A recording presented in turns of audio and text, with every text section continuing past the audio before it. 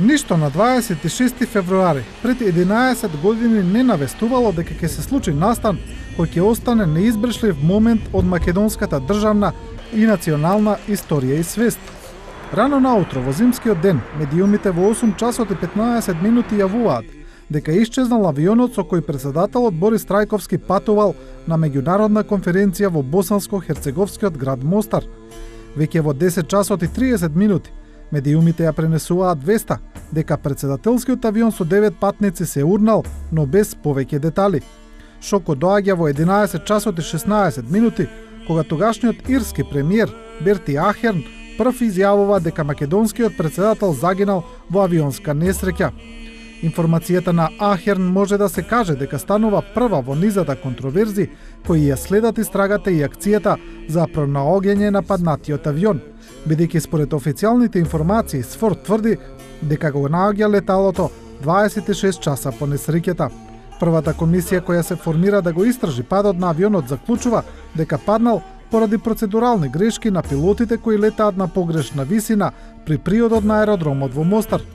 И отприлика тука завршуваат сите прашања за причините и одговорностите за несреќата.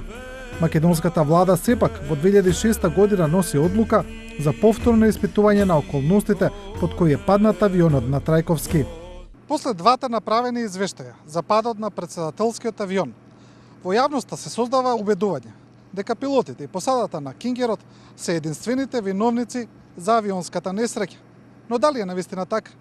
24 вести реши да го испита вториот извештај, да го анализира до точка и до запирка, за да видиме дали навистина пилотите се единствените виновници за несреќата и кои се тие индиректни причини кои довеле до падот на авионот во Мостар. Во 2008 година Комисија од воздухопловни експерти собира докази за веќе од 2012-та да има доволно аргументи да побара повторно отворање на досието за падот на Кингерот.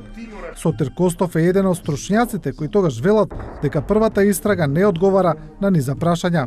Првиот извештај ги анализирал и донесел заклучок само за факторот човек, човечкиот фактор, и тоа само за посадата. И кажува директна причина за несреќата се процедурални грешки по висина и далечина на аеродромот Мостар при слетувањето на Кингерот и удар во земја, тоа е контролиран лет, удар во терен.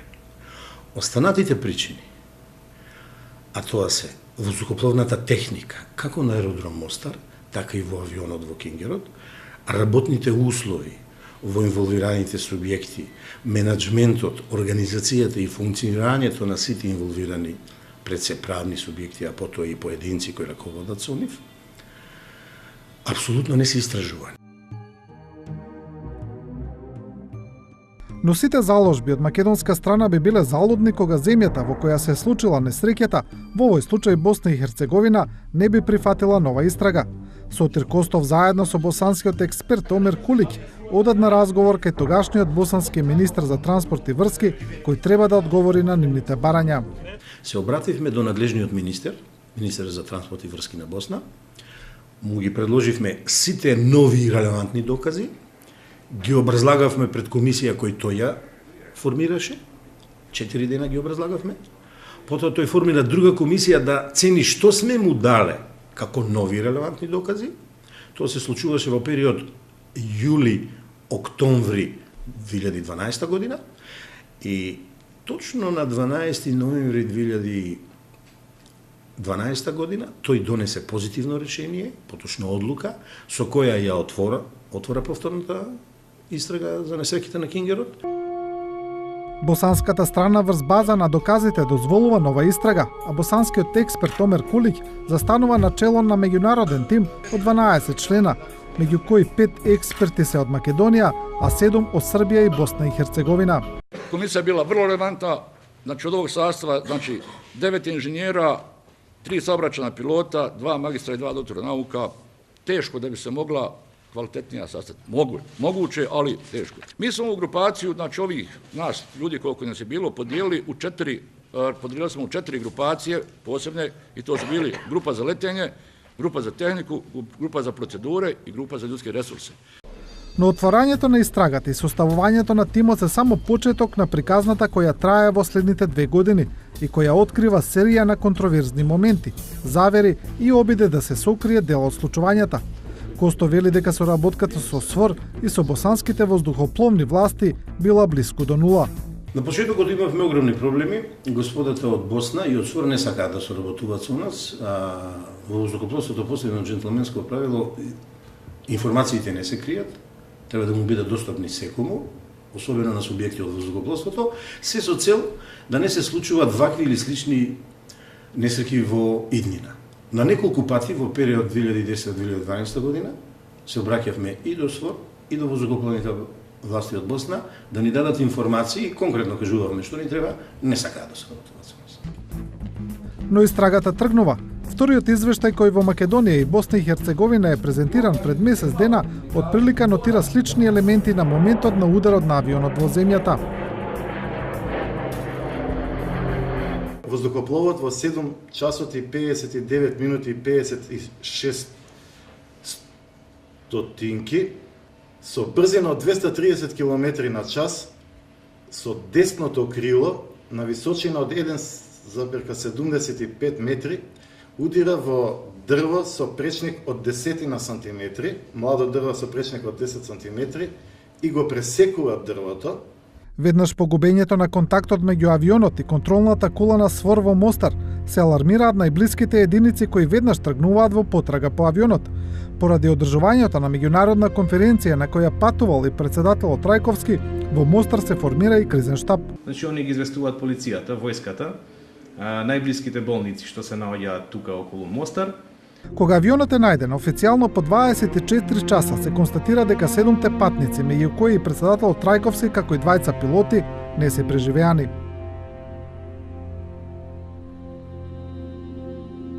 Двајца членови на екипажот и 7 патници на воздухопловот се наоѓаат на лице место со тешки изгореници и оштетувања на телата и секако вон животна состојба.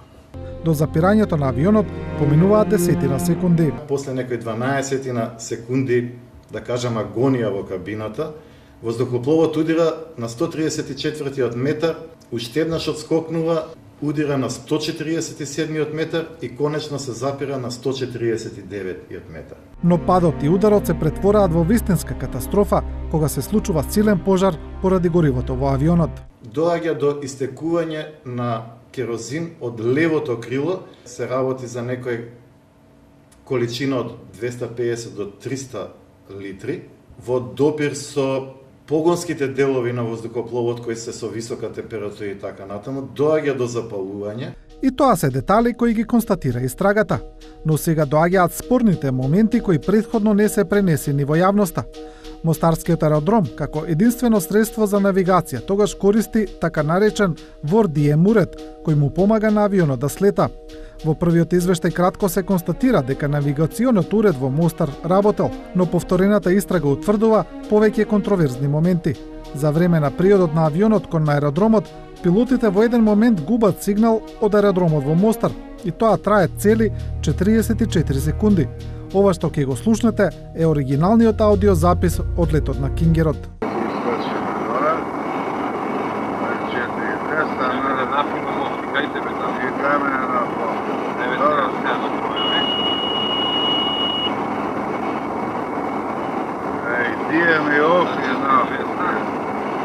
Gledaj se ja počutata, ovo je po NDB-u. Тука, изсачи. Няма митинг, аз не знам, няма митинг. Добро, we have no indication of VOR. Again, sir? We have no indication of VOR. You have no indication VOR? Affirmative. Okay, stay flight condition, intention, sir. Okay, now it's okay, Alfa Bravo. Okay. На радијало.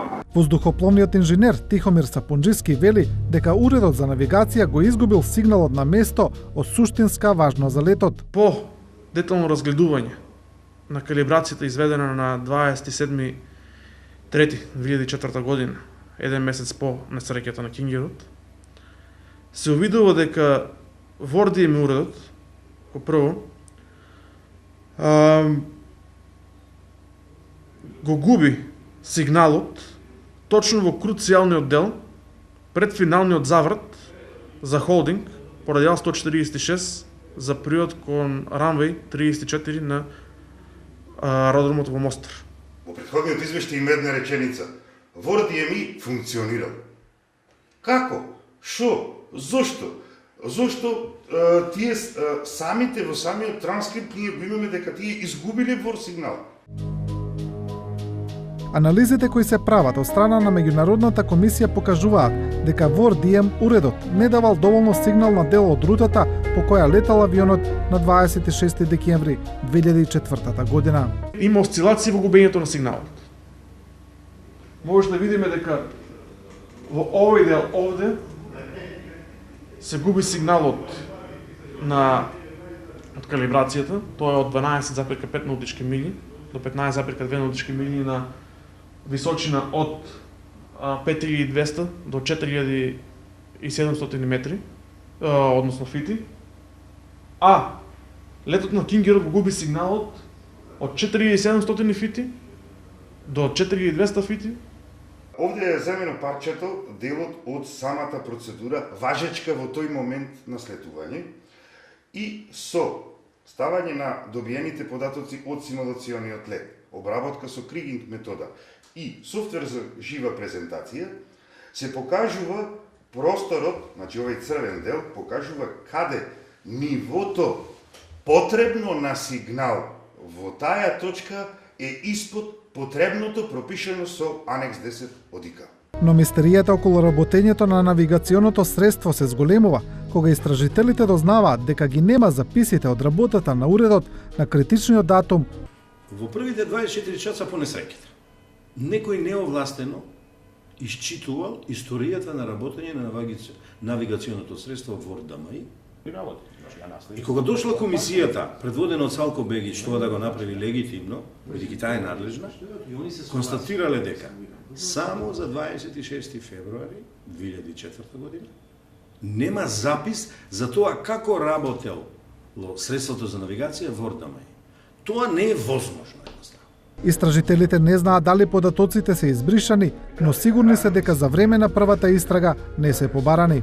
Некој кој што застанал да ги исчитува тие документи, наместо да го стави датумот 26 или 27 февруари на денот на несреќата, некој пишува дај ми ги податоците на ворот од почеток до 16 февруари. Дали е тоа намерно или ненамерно? Главните грешки на пилотите по кои следува кобната несреќа се случуваат токму по губењето на сигналот од Мостар за време од 44 секунди. Тогаш пилотите бараат алтернативно средство за навигација, што може би делувало за подоцнежната деконцентрираност и предвремено снижување. Пошто во транскриптот се гледа дека пилотите ја губат концентрацијата.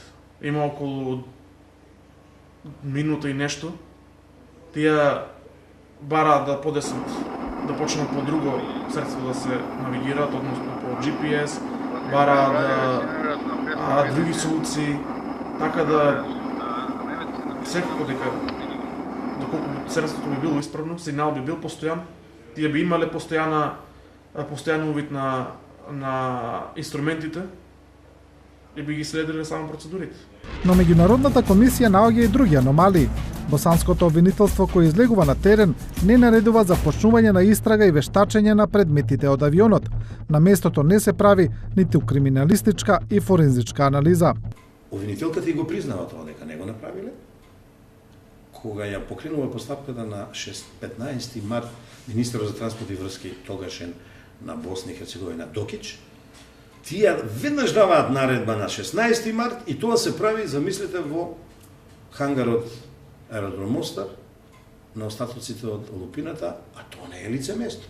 Значи, спротивно на сите закони, принципи и правила на модерната форензика.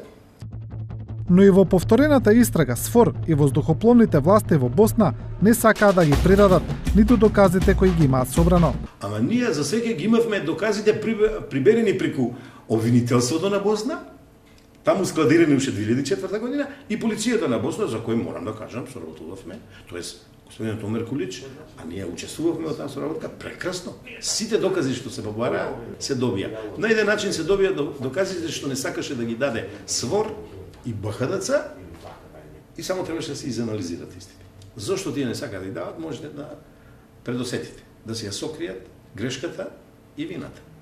Тоест одговорност. Како единствен контролор на босанското небо, тогаш СФОР ја превзема целата претрага по паднатиот авион.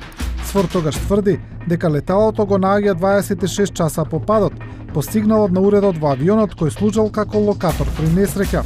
Кај македонскиот Кингер тоа бил ИЛТ уредот. При одредена незгода, тој е независен уред кој самостојно ќе почне да зрачи сигнал на одредена фреквенција, која што ќе биде примена од соседни авиони, од воздухоплови кои одат во потрага, значи по истиот таков сигнал или по несреќата која што се десила. Но истражителите остануваат зачудени кога докажуваат дека ИЛТ во македонскиот авион воопшто не бил пуштен во употреба пред летот во авионот. Еден од начините на кои тоа се докажува е состојбата на батеријата, но и фактот што меѓународниот систем за лоцирање на таков сигнал воопшто не го забележал над Босна и Херцеговина на 26 и 27 февруари. При повторената истрага нити не дојдовме до видлив доказ или параметар дека овај уред каде е најден, како е изваден. Меѓународната комисија заклучува дека авионот СФОР не можел да го најде како што тврди дека го нашол, а сомневања се создаваат и за времето за кое француските војници велат дека го нашле Кингерот. Како комисија имаме две становишта. Значи ние имаме основи на сомневање дека авионот е пронајден многу порано него она што е официјално прикажано во завршниот извештај од страна на босанските власти. Но имаме основи на сомневање, но имаме основано сомнение, значи докажано сомнение, дека не е воопшто пронајден авионот според сигналот на ИЛТ. Пилотот на босански хеликоптер кој летал над местото на несреќата, на истражителите им кажал дека воопшто не го слушнал сигналот на ИЛТ уредот. Наводите на СФОР е дека СФОР го лоцира сигналот, го слушна, само тие го слушнали, никој друг. После 30 минути од прилика по пријавување на несреќата, на Мостарскиот аеродром слетува друг воздухоплов, кој доаѓа, мислам дека е Ирак, не ме држете за збор, и тој е прашан дали добил таков сигнал, нормално тој надлетува негде тука над него, сигурно би го добил, пошто неговата фреквенција е отворена за да слуша, тој не добил таков сигнал. Како еден од најинтригантните моменти кои создаваат теории на заговор е однесувањето на СФОР за време на падот и по падот на претседателскиот авион во Мостар. По падот СФОР спроведува истрага, но со низа недоследности. Токму тие недоследности отвараат прашања кои до ден денес не се отворени, а тие прашања стојат во извештајот. Но она што е интересно е што до денес нема индикации зошто СФОР така се однесувал за време на истрагата за падот на претседателскиот авион. СФОР тврди дека авионот го нашол на 27 февруари во 8 часот и 40 минути, но меѓународните и македонските експерти ги побиваат тие тврдења. СФОР ги имал сите предуслови да го пронајде воздухопловот и да биде на лице место присутен за негде околу 90 минути. Во контекст на ова одат и изјавите на мештаните, тие изјави беа и јавно емитувани и на македонските и на босанските телевизии. Контролата на летање на СФОР точно знае каде го загубила сигналот со Кингерот, па несфатливо е зошто целата истрага првиот ден е преусмерувана во друга насока, велат истражителите. Значи некој лажи, треба да се докаже. Секако тоа, али не можеме да се подпираме на тоа. Значи дека СФОР има индикации каде и што. Да ако се навратиме малце назад, дека контролорот на СФОР ја знае локацијата на последното движење на воздухопловот. Тој има последна информација.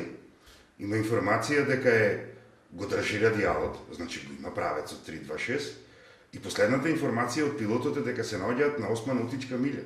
СФОР во првите часови по несреќата не дозволува ниту вклучување на босанските хеликоптери во потрагата. Во тоа време во Мостар се одржува една меѓународна конференција, таму има штаб кој што е во врска со конференцијата работи, и во тој штаб почнува тој штаб да работи, кризен штаб во врска со падот со исчезнувањето на сигналот на авионот. Од тој штаб се има барања до СВОР да се вклучат во потрагата од воздух, бидејќи СВОР го контролира небото над Босна. Они се задолжени за небото над Босна, и каде што од страна на босанските власти се бара да се вклучат и нивни хеликоптери во потрагата, што СВОР го дозволува дури некаде околу 14:30 часот. Но шокантно, СФОР веднаш по несреќата праќа телеграма до Македонија во која признава дека знае каде е авионот за подоцна да ги негира своите зборови. Откако се изгубил контактот на авионот, во 9 часот доаѓаат двајца француски офицери, кои што го известуваат штабот дека авионот е паднат, дека има 9 жртви, известуваат. Врз основа на таа информација е пуштена и телеграмата што ја имаме и ние тука. Према првите информации, нешто пред 11 часот лоцирано е местото каде авионот се паднал на подрачје на планината Рисник, општина Љубиње во Босна и Херцеговина. Со првиот преглед на лице место пронајдени се 9 особи, од кои што се претпоставува дека 7 се членови на делегацијата и 20 членови на посадата. Но македонскиот неделник Фокус објавува документи од босанска разузнавачка служба, во која босанските оперативци тврдат дека СФОР веднаш по несреќата знаел каде е авионот. До истите документи доаѓа и комисијата. Тоа е овој документ за кој што босанските власти по информација од нашето обвинителство се имаат изјаснето дека се работи за фалсификат и кажуваат дека ваква организација од која што информацијата ни доаѓа дека воопшто нема во Босна и Херцеговина. Они ни кажуваат дека нема, но не значи дека немало, што е најсимптоматично. Откако почна нашава комисија со работа, ние преку наши извори дојдовме и до други два документи, исто од истата служба. Но СФОР не само што знаел каде е авионот, туку и ги спречувал босанските екипи да дојдат до авионот. Во тие белешки баш се кажува за однесувањето на француските сили, дека они во времето на утрото кога е паднат авионот, дека отишле на локацијата што се наоѓа на локацијата на падот на авионот и таму работеле некои действија што работеле. После тоа се симнале, да речеме, со возила отишле на местото на настанот, после тоа се вратиле и физички го препречиле патот да овие силите што се на Босна и Херцеговина вклучени во потрагата, да речеме војската, полицијата, другите противпожарните единици, они ги пренасочувале на друго место. Како една од следните причини кои влијаеле врз падот на претседателскиот авион, меѓународните истражители ја посочуваат тогашната процедура за слетување на авионот. Се утврдува дека се работи за воена процедура, направена од француските војници, која предвидувала на аеродромот да има и радар. Обзира се ради о брдовитом крају, jer sa istočne, sjeverne i zapadne strane grada Mostara i Mostarskog grada nalaze se planine visoke od 1500 do 2000 metara, što je jako visoko. I oni su iz tog razloga stavili su, kad su napravili proceduru, stavili su da je obavezna upotreba radara i montirali su radar koji kontrolišu avione koji lete po ovim procedurama. Posle određenog vremena, tim koji su vlasti radara zatrebao to radar, oni su ga skinuli, demontirali i odvezli. Međutim, procedura je ostala potpuno ista i nije bilo nikakvih promjena na njoj. Но без радар, останатото средство за навигација не го покривало теренот според меѓународните стандарди, пред се поради конфигурацијата на теренот околу Мостарскиот аеродром. Била определена процедура за приоди слетување, која не ги исполнувала меѓународните стандарди, односно имала многу недостатоци, посебно што тоа во рамките на 360 степени не го покривала целиот воздушен простор. Првично процедурата била објавена со една голема рестрикција, односно стои дека оваа процедура може да се користи само при радар мониторинг, односно на самата карта беше многу јасно значено радар мониторинг required, и тоа било така затоа што во тој период во Мостарскиот аеродром француската војска имало инсталирана радар со кој што можеле да ги следат воздухопловите. Доколку имало радар во Мостар, постои голема веројатност да се избегнала несреќата, велат експертите. До 2003 година, негде до март месец, тоа можело и да се толерира, бидејќи на аеродромот постоел надгледен радар и фактички овие недостатоци што ги причинуваат уредот ВОРД-МЕ како еден систем за навигација, радарот можел да ги покрива со своите карактеристики. Меѓутоа, од март месец 2003 година, подготвувајќи се за напуштање на Босна и Херцеговина, СФОР го подигнал тој радар. Доколку на аеродромот постоел радар, во тој случај контролерот на летање би бил во можност активно да учествува во летот, односно би ја знаел позицијата на воздухопловот и би можел да ги предупреди доколку тие се наоѓаат на погрешно место и на погрешна висина. Бидејќи како што била состојбата на денот кога се одвива летот, на Мостарскиот аеродром радарот веќе бил отстранет, така да и контролерот не можел да знае нивната позиција.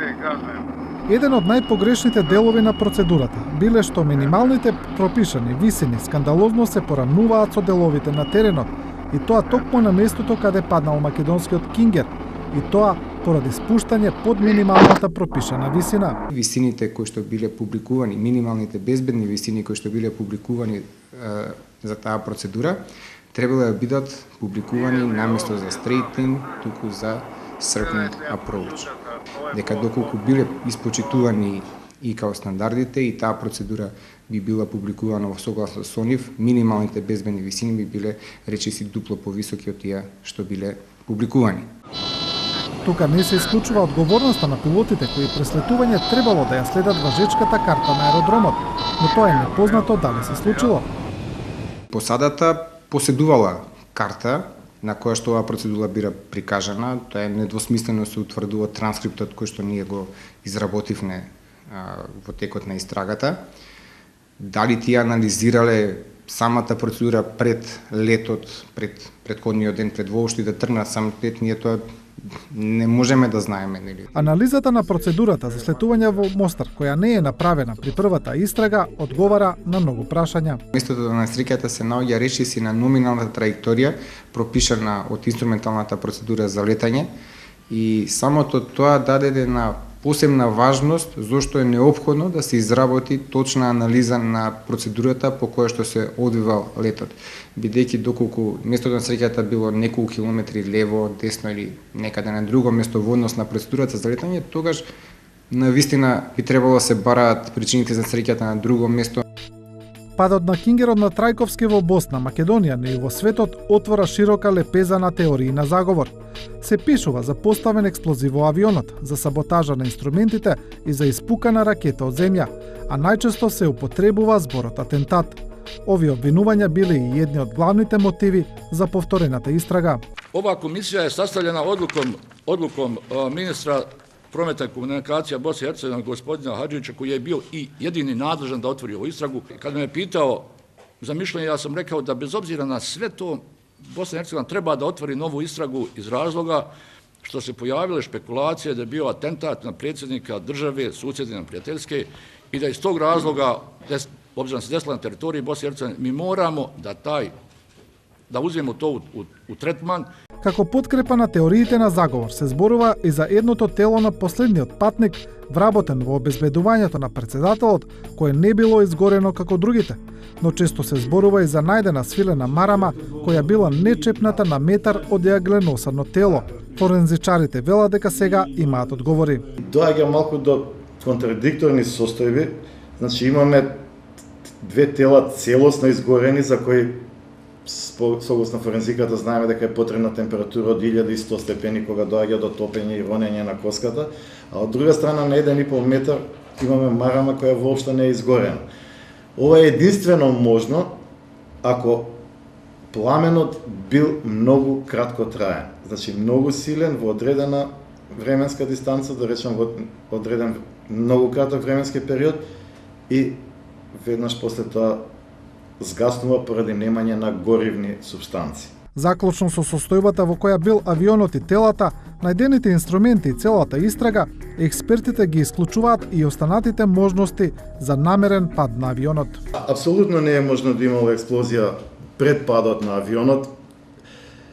И тоа го констатирам, односно, тоа не е воопшто проблем да се заклучи, бидејќи при експлозија на авионот ние би имале на територијата, да кажам, расфрлени делови во еден простор поширок или во пречник, онолку колку што би била висината на авионот. Без проблем можеме да ги отфрлиме теориите за саботажа, што значи намерно оштетување на инструменти, делови на авионот и така натаму, кои подоцна би допринеле за воздухопловна несреќа. Со сигурност можеме да исклучиме диверзија, односно подметнување на експлозивна направа. Имаше такви спекулации дека е внесена во авионот, дека претходно била поставени тие работи. Со сигурност можеме да исклучиме терористички акт, дека авионот е гаѓан со експлозив, со проектил, дека е соборен од друг воздухоплов воен и така натаму. Голема помош во елиминацијата на теориите на заговор прави и преводот на транскриптот на пилотите и контролната кула. Изработивме еден навистина многу точен транскрипт на целиот разговор. Така да доколку сега некој го прочита транскриптот или пак е преслуша лентата, може навистина да добие една комплетна слика за настаните во воздухопловот за време на самиот лет. И што може би е уште многу поважно, временската рамка во која што се одвиваат сите настани за време на овој ред одговараат на она и што се очекува. Главоволките за истражителите настануваат кога од неразбирливи причини во првата истрага не се преведува целиот разговор меѓу пилотите и контролорите. Истражителите тоа сега го прават во специјализирана лабораторија во Германија. Уште една работа која што многу допринесе појават во Македонија разни теории на заговор, дека воздухопловот бил погоден во воздух, па дека имало некој навигационо средство кое што било вклучено кога се наоѓал во критична фаза на летот, па потоа тоа истото било исклучено. И сето тоа може би произлегуваше од еден многу некомплетен транскрипт кој што го имаше направено првичната комисија. Мистериозното однесување на СВОР може да се објасни со одредени логични заклучоци. Иако истражителите велат дека никогаш не ги откриле причините, зошто е криено местото на несреќата во првичните моменти. Немаме логичко објаснување зашто СВОР се однесувал така. Не можеме да нагаѓаме, иако од искуство од поранешни случаеви сме имале настани каде што СВОР 24 часа или да речеме некое време после одредениот настан, со други зборови го купува времето за да утврди најверојатно која е нивната длабочина на инволвираност во настанот. Евентуално се работи за преиспитување, за усогласување на команди, наредби, носење на одлуки, а во големи воени организациони гломазни структури за такви работи е потребно доста време. И сметам дека ако евентуално СВОР со умисла ја одложил потрагата, односно пронаоѓањето на воздухопловот, дека оди во тој правец. Освен грешката на пилотите, Меѓународната комисија сега утврдува 5 индиректни причини за падот на авионот. Тоа се процедура за слетување на аеродромот во Мостар, која била спротивна на меѓународните стандарди, неефикасноста на средството за навигација ВОР-ДМ на Мостарскиот аеродром, пропусти кај надлежните служби во Македонија и Босна и Херцеговина, како и сложените временски услови. Лоцирали smo 4 problematična ili krizna mjesta, ako možete tako reći. 2 u Bosni i Hercegovini i 2 u Makedoniji. Problemi u Bosni i Hercegovini koji su bili locirani bili su ESFOR. S jedne strane, s druge to je bila vazduhoplovna vlast Bosne i Hercegovine. U Makedoniji to su bile dvije stvari. To je bila Agencija za civilno vazduhoplovstvo i bio je sektor za avioprevoz zajedničke službi vlade Republike Makedonije. Тогашната управа за цивилна и воздушна пловедба во Македонија била задолжена за спроведување на законот, вели независниот експерт Благоја Марковски. Тој објаснува дека тогаш состојбата на авиофлотата не била во добра состојба, а пилотите не биле обучени и контролирани да ги следат процедурите како онаа која била во Мостар. Кога зборуваме за македонските субјекти, тоа значи дека управата за цивилно-воздушна пловидба има определени ингеренции и тогаш, па и сега, тие во тој момент не биле нити стручно, niti персонално подготвени да можат да го реализираат законот за цивилно воздухопловство во смисла на контрола и своите инспекцијски надлежности. И самиот авион имал нефункционално средство за бележење на работата на авионот, вели Марковски и додава дека тој не смел да се пушти да лета во таква состојба. Врз основа на своите ингеренции кои што управата ги имала врз секторот за авиопревоз и одржување на авионите, констатирала дека уште во 95-та година уредот кој е регистратор на летот требало да биде заменет во сервисот кој го одржувал авионот во Германија, но тоа не било направено и со тоа фактички авионот не ги исполнувал меѓународните услови за негова пловна исправност. Оно што пилотите покрај се требало да го направат, вели Марковски, е поради сложените временски услови, а подоцна и поради губењето на сигналот на навигациониот уред во Мостар, да го свртат авионот и да слетаат во Дубровник или Сараево. Но поранешниот офицер објаснува дека во такви моменти треба да се влезе и во главата на пилотите. Овде треба да се навлезе и во психолошкиот момент на пилотите, без оглед на тоа што тие добиле конкретни информации и за неповолната метео ситуација на аеродромот.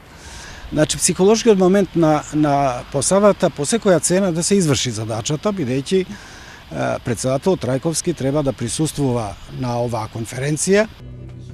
Точно пред да излезе извештајот за повторената истрага за падот на Кингерот, негови делови излегува во јавноста во Босна и Херцеговина и Македонија, но поранешниот истражител Салко Бегиќ ја објави комисијата на Кулиќ дека направила плагијат на првиот извештај и дека ги препишала причините за падот, а тоа е грешката во процедурата на пилотите.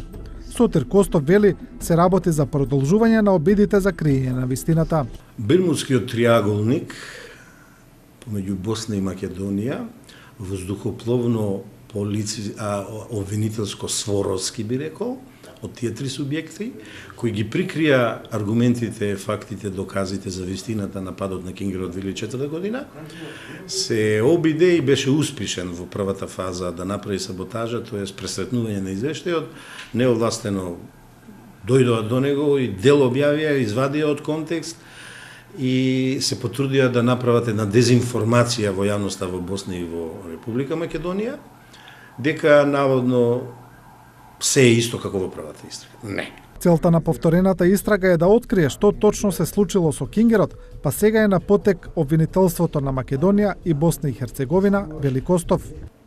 Овој пат мислиме и едното и другото обвинителство имаат доволен број на нови и релевантни докази о кои можат да отворат истражна постапка, да ги испитаат, да видат дали е точно што све е наведено во вториот извештај за правните субјекти и за поединците, дека направиле огромни грешки. Со оглед што за време на несреќата во Македонија на власт е друга политичка гарнитура, критичарите порачаат дека новата комисија потроши околу 160.000 евра за да се отцрнат поранешни функционери. Некои во Комитетот за истрага на воздухопловните несреќи кој функционира при македонската влада видоа и средство за политичка пресметка. Станува збор за две држави. Станува збор за неколку комисии на различни нивоа. Сите се од различни луѓе раководени. И станува збор за стручњаци воздухопловни од 4 држави. Апсолутно во втората постапка политиката немаше и се уште нема замешано прсти.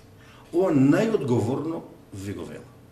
Владата донесе одлука да се отвори постапка од 2008 кога ние преземавме, кога ние собиравме докази, нам никој не ни се мешаше во тоа. Како главна причина за несреќата, комисијата предводена од Омер Кулиќ утврдува дека е снижување под минималната висина на снижување од 1810 стапки, објавена во процедурата за непрецизен период за слетување на аеродромот во Мостар во контролиран лет. Од оно што може да се заклучи е дека овој извештај за авионската несреќа содржи многу повеќе детали и одговара на многу повеќе прашања од првиот извештај. Дали овој извештај е совршен, дали ја одразува апсолутната вистина, останува да се види, а тоа ќе го одговори оваа и идните генерации во Македонија. Оно што е важно е дека ваквите извештаи предресуваат за во иднина да не се случуваат авионски несреќи од ваков тип. Тие треба да ги забележат сите недоследности, сите пропусти за тие да не се случат во иднина. 11 години од смртта на председателот Борис Трајковски, двајцата пилоти и 6 патници во авионот, повторената истрага дава многу повеќе одговори. Но нацијата и пред се семејствата на загинатите остануваат со своите емоции. Годишнината од падот на Кингерот во Мостар ќе продолжи да се одбележува, а зборовите кои ќе останат во мислите и на врвот на јазикот на секој граѓанин на Македонија ќе бидат да не се повтори.